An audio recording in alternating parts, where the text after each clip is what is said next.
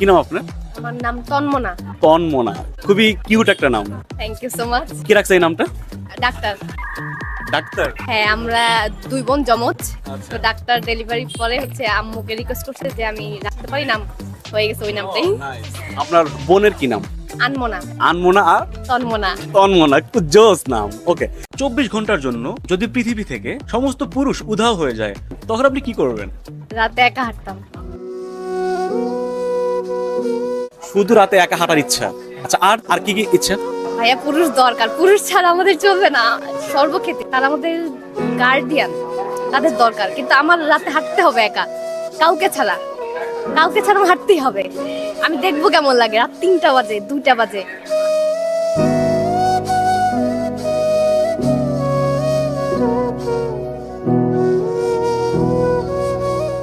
রাতে কি আপনার কখনো একা হাঁটা হয় নাই? না, কখনো হাঁটা হয় না সেভাবে একা রাতে। এই জন্য রাতেই হাঁটতে হবে। দিনে তো হাঁটা হয়েছে, কিন্তু রাতেই হাঁটতে হবে। কেন হাঁটা হয় নাই একা? মেয়ে বলে, মেয়ে বলে হাঁটা হয়নি। যখন পুরুষ থাকবে না তখন হাঁটা হবে, অবশ্যই হাঁটা হবে। একটা ছেলের কোন কোন দিক আপনাকে অ্যাট্রাক্ট করে? Eye contact. Eye contact? Yes, yes. এবং সেটা গোপনে হতে হবে। গোপনে কিরকম? দেখাচ্ছি। টাইপের গোপনে লুকিয়ে খেয়াল করতেছে এমনটা। हाय हाय इतना सुकून। আপনি একটা ছেলের কিসে আটকান মূলত?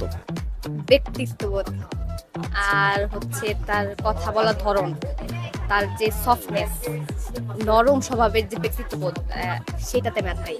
সবচেয়ে বড় বিষয়টা হচ্ছে আমার কাছে পার্সোনালিটি, টোটালি। হ্যাঁ, এটা ছাড়া আমার কিচ্ছু না, দরকার নাই, আর কিচ্ছু দরকার নাই। ছোট্ট একটা চাওয়া, তাই না? হ্যাঁ হ্যাঁ, অবশ্যই। এর বেশি আর দরকার নেই তো। এর বেশি দিয়ে কি হবে? Personality matter. টাকা পয়সা লাগবে না? টাকা পয়সা পরে ভাববো, কিন্তু দরকার, ওটা দরকার। হ্যাঁ, কেমন ছেলে পছন্দ, এগুলো কেমন মেয়ে পছন্দ, এগুলো কোনো কোশ্চেন না ভাইয়া। আমরা পণ্য না, আমরা বেছে বেছে হবে না, বেছে বেছে হবেই না। হ্যাঁ, কিভাবে বেছে বেছে হবে? আমরা কি তেল সাবান কিনতে আসছি যে আমার মেরিটাই লাগবে, আমার সানসিল্কটাই লাগবে? না, যেটা ভালো আমার স্যুট করবে, দরকার নেই। আসবে যে আসার আসবে, বেছে বেছে হবেই না।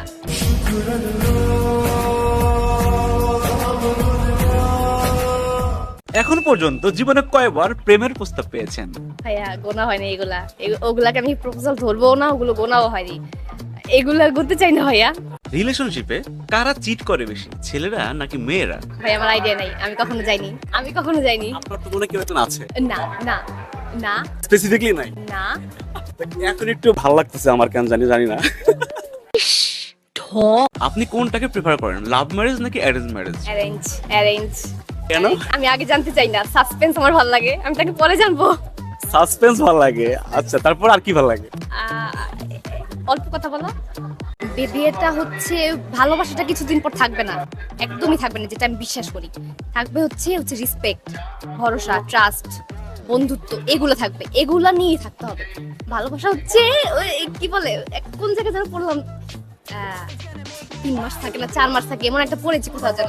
ওগুলো থাকবে না। আমাকে আমাকে মেনে নিতে হবে যে আমার যদি এর সাথে থাকতে হয়, তাহলে আমাকে কি বলে, বন্ধু সুলভ হয়ে থাকতে হবে, নরম থাকতে হবে, ট্রাস্ট করতে হবে, ভরসা করতে হবে, এগুলো।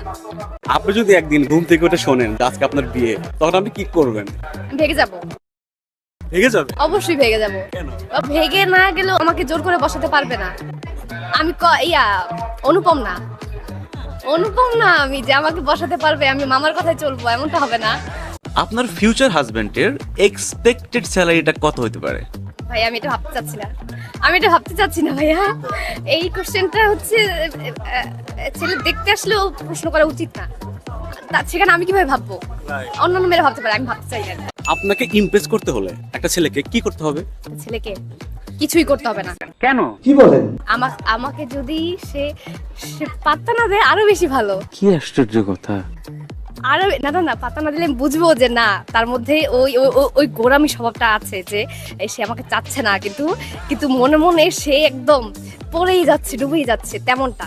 ছেলেরা শেখেন, ভাইরা আমার শেখেন, মানে কি করলে মেয়েরা পাত্তা দেয় শেখেন। এমনিতে আপনার কি করা হয়? তাহলে আমি হচ্ছে স্টুডেন্ট, কিসে পড়া হচ্ছে? আমি অনার্স সেকেন্ড ইয়ারে।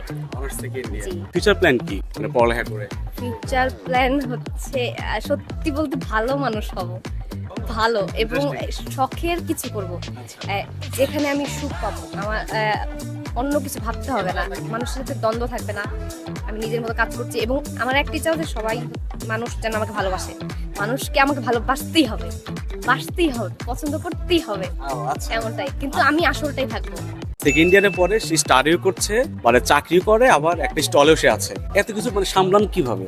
এইভাবেই চাইলে সম্ভব, চাইলে পারবেন, আর না চাইলে আমি একটা বাদ দিয়ে দিব, পারতেছি না এভাবেও বলা যায়। কিন্তু চাইলে আপনি ম্যানেজ করতে পারবেন, ওই যে ইচ্ছা থাকলে উপায় হয়, ওভাবে চাইতে হবে আপনাকে।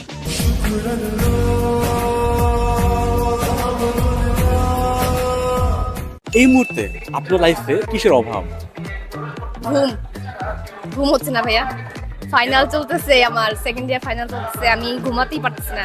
পড়বো কি হচ্ছে, আবার আমি একটা পার্ট টাইম জবও করি, ওটা করতেছি, আবার এখানে আসতেছি, এই জন্য আমার ঘুম হচ্ছে না। এই মুহূর্তে আমার ঘুমটা দরকার।